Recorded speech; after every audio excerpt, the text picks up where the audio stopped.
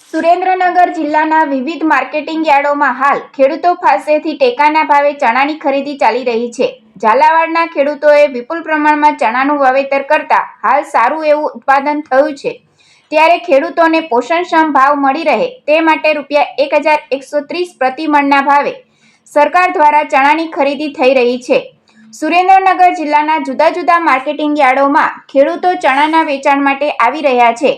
Wadhwan yard ખાતે નાયબ મુખ્ય દંડક જગદીશભાઈ મકવાણાની ઉપસ્થિતિમાં ટેકાના ભાવે ચણાની ખરીદીનો પ્રારંભ થયો હતો. લીંબડી યાર્ડમાં ધારાસભ્ય કિરીટસિંહ રાણાના હસ્તે ચણાની ખરીદીનો પ્રારંભ થયો હતો.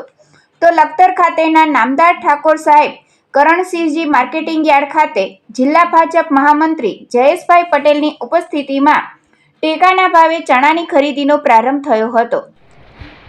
આજે ભારત સરકાર દ્વારા ખેડૂતની આવક બમણી થાય એ દિશાના પ્રયત્નના ભાગરૂપે લખતર માર્કેટિંગ યાર્ડ ખાતે ચણાની ખરીદી ટેકાના ભાવે શરૂ કરવામાં આવી.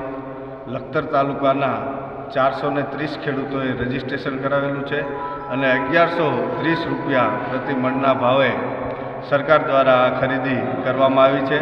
આ ખરીદીના શુભારંભ પ્રસંગે લખતર માર્કેટિંગ યાર્ડ ખાતે Lakhtar એપીએમસીના chairman Karmdipsinh, vice chairman કમલેશભાઈ હાડી, અમારા જિલ્લા પંચાયતના પ્રમુખ જગદીશભાઈ મજેઠિયા, જિલ્લા પંચાયત મહિલા બાળ વિકાસ સમિતિના ચેરમેન નંદુબેન વાઘેલા,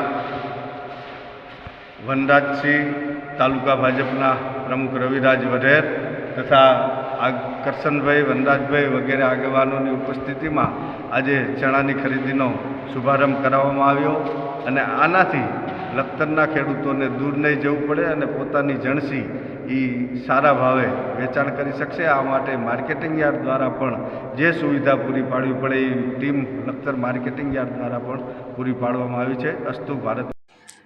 નોંધનીય છે કે ટેકાના ભાવે ચણાનું વેચાણ કરવા લખતર તાલુકાના 413 જેટલા ખેડૂતોએ રજીસ્ટ્રેશન કરેલું હતું. પ્રથમ દિવસે 10 જેટલા ખેડૂતો પાસેથી આશરે 400 મણ ચણાની ખરીદી કરવામાં આવી હતી અને રોજ આ ખરીદી ચાલી રહી છે.